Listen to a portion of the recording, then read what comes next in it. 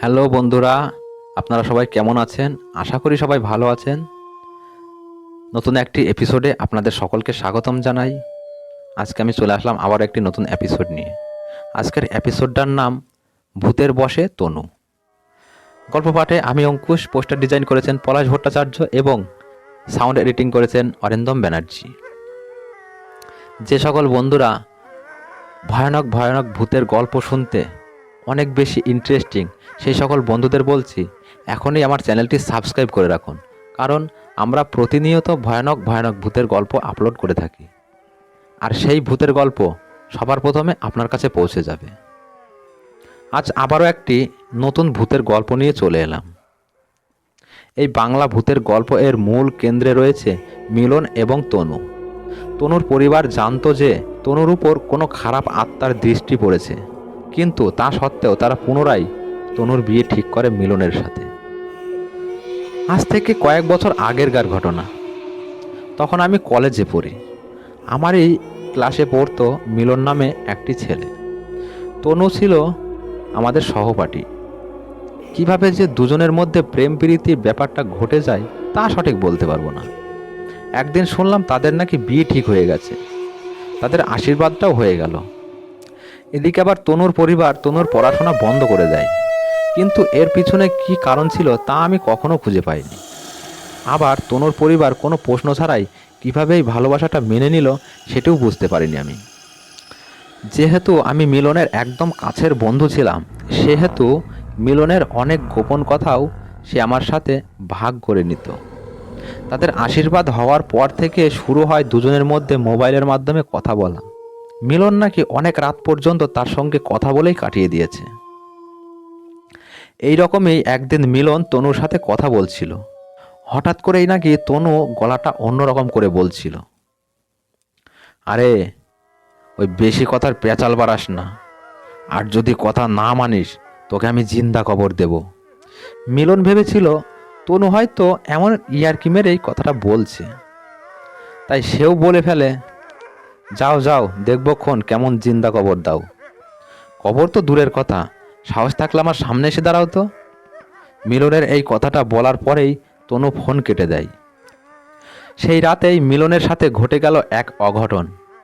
মিলন আমাকে জানায় রাত তখন 2:30 থেকে 3টে হবে।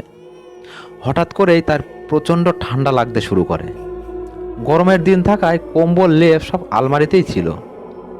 এই গরমের দিনে তার এমন ঠান্ডা লাগতে শুরু করে যেন মনে হয় বাইরে বরফ পড়ছে। সে আর থাকতে না পেরে তার মাকে ডাকতে চায়, কিন্তু এত রাতে মাকে আর বিরক্ত করবে না ভেবে নিজেই আলমারির কাছে যায়। কম্বল হাতে নিতেই তার মনে হলো কেউ তার পিছনে দাঁড়িয়ে আছে। সে ঘুরে তাকাতেই দেখে সাদা শাড়ি পরা এক পুরুষ দাঁড়িয়ে আছে। সাদা শাড়িটির আঁচল হাওয়ায় দুলছে। পুরুষটির মুখ কিছুতেই বোঝা যাচ্ছে না, শুধু দেখা যাচ্ছে তার চকচক করতে থাকা সাদা দাঁতগুলি। এমন দৃশ্য দেখার জন্য মিলন মোটেই প্রস্তুত ছিল না। সে আতঙ্কিত হয়ে মাটিতে পড়ে অজ্ঞান হয়ে যেতে থাকে। সে শোনে যে, কিরে তোর সামনে আসতে বলেছিলিস, মনে নেই? এই তো আমি এসেছি। এরপর তার আর কিছুই মনে নেই। যখন তার জ্ঞান ফেরে তখন সে দেখে মা কান্নাকাটি করছে আর বাবা ও পাড়ার কয়েকজন মাথায় জল ঢালছে। আগের রাতের কোনো ঘটনাই সে কাউকে বলেনি, কিন্তু আমাকে বলেছিল। সেদিন রাতে তনু আবার ফোন করে। মিলন তাকে বলল, কাল তুমি কি সত্যি সত্যি চলে এসেছিলে নাকি? তনু বলল, আমি আবার কোথায় যাব? মিলন বলল, তুমি যে কাল আমাকে ফোনে বললে তুমি নাকি আমার এখানে আসবে। তনু বলল, কাল? পাগল, কাল তো আমি তোমাকে ফোনেই করিনি, কারণ কাল আমি সারাদিন অসুস্থ ছিলাম, তাই আর ফোন করতে পারিনি। কথাটা মিলনের কেমন যেন লাগলো। সে ঠিক করে যে তার প্রেমিকাকে দেখতে যাবে, কারণ তার নাকি কিছু একটা গন্ডগোল লাগছে। আর তার সাথে আমি গেলাম। আমরা যেতেই সে এসে দরজা খুলে দেয়। মিলনের দিকে বড় বড় চোখ করে সে বলে, তুই আবার আমার সামনে এসেছিস কেন? আওয়াজটা শুনে আমি ভীষণ ভরকে গেলাম। একদম রাগী পুরুষ মানুষের মতো কথা বেরোচ্ছে কেন ওই তনুর গলা দিয়ে। মিলন বলল, আরে তনু, তোমার হালটা কি বলো তো? তুমি হঠাৎ করেই এরকম করছো কেন? তনু আবার সেই ভয়ঙ্কর গলাতে খিকরে বলে ওঠে, এত কৈফিয়ত তোকে দিতে যাব কেন রে? কথা শেষ হতে না হতেই তনুর হাতে থাকা চীনামাটির কাপটা মিলনের মাথায় ছুঁড়ে মারে। মিলনের মাথা দিয়ে রক্ত পড়তে থাকে। এদিকে তনুর দাদা এসে তনুকে ধরে ফেলে। তনুর দাদু আমাদের জানায় যে কয়েকদিন থেকে তনু এমন অদ্ভুত আচরণ করছে। তনুর ভেতরে কোনো খারাপ আত্মার প্রবেশ করেছে হয়তো, কিন্তু বাড়ির কেউই আমার কথা বিশ্বাস করলো না। তনুর দাদুর কথা সম্পূর্ণ হতে না হতেই তনুর বাবা আমাকে থামিয়ে দিল। এদিকে সেদিনই রাতে মিলনের কাছে ফোন আসে, তনুর শরীর একদম ভেঙে পড়েছে, তাকে ইমার্জেন্সি হসপিটালে ভর্তি করানো হয়েছে। পরের দিন সকাল হতে না হতেই আমি আর মিলন হসপিটালে যাই, কিন্তু সেখানে ডাক্তার যা বললেন তা শুনে আমরা রীতিমতো অবাক হয়ে যাই। ডাক্তার বললেন তনুর কোনো অসুখই তারা ধরতে পারছেন না। তনুর সমস্ত অঙ্গ প্রত্যঙ্গ ঠিকমতো কাজ করছে, প্রেশার লেভেল ঠিকঠাক আছে, হার্টবিট ঠিকঠাক আছে। অনেক পরীক্ষা করার পরেও তারা তনুর আসল অসুখ ধরতে পারেননি, আর তনুকে ছুটি দিয়ে দিল। এদিকে চিন্তায় মিলনের ঘুম আসে না। আর কয়েক মাস পরেই যার সাথে তার বিয়ে হবে তার এমন অবস্থা হলে মন ভালো না থাকাটাই স্বাভাবিক অবস্থা। মিলন আর থাকতে না পেরে তনুর বাড়িতে যায়। তনু সেদিন বিছানায় শুয়েছিল। আমি এবং মিলন কাছে যেতেই সে বলে, আমি হয়তো আর বেশি দিন বাঁচব না। কি জানি কেন যেন মনে হচ্ছে আমার শরীরে একটু শক্তি নেই, এমনকি উঠে বসার শক্তিটুকুও নেই আমার। কি জানি কোথা থেকে কি হয়ে গেল, আমি কিছুতেই কিছু বুঝতে পারছি না। মাঝে মাঝে আমার দমটা বন্ধ হয়ে আসে। এরপর তনু আমাকে বলে, বন্ধুর খেয়াল রাখিস অসীম। এরপর আমি তনুর দাদুর কাছে এই সব ব্যাপারে জানতে চাই। তিনি বলেন তনুর উপর অশুভ শক্তির দৃষ্টি পড়েছে, কিন্তু বাড়ির কেউই আমার কথা বিশ্বাস করছে না। তোমরা বরং আমাদের নিমতলা শ্মশানের অঘরী বাবার কাছে যাও। এরপর আমরা দ্রুত সেখানে যাই। তিনি আমাদের বলেন এই ঘটনার সূত্রপাত হয়েছিল 1 মাস আগেই। তনু একাকী এক কবরস্থান দিয়ে বাড়ি ফিরছিল। সে হঠাৎ করেই কোনো কিছুতে ধাক্কা খেয়ে পড়ে যায়। সাধারণ পড়ে যাওয়াতেও সে অনেক ব্যথা অনুভব করতে থাকে, কিন্তু সে তখনও কিছু বুঝতে পারেনি। সে যেখানে পড়ে যায় সেখানে এক চোরের কবর ছিল।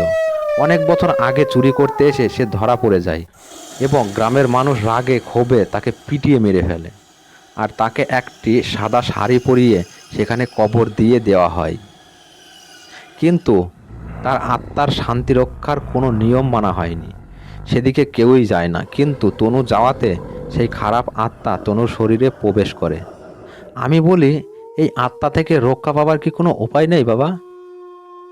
সেই সাধুটি বললেন, এখান থেকে কয়েক মাইল দূরে একটি গুহা রয়েছে, সেখানে আমার গুরুদেব ভোলে অঘরী বাবা বাস করেন।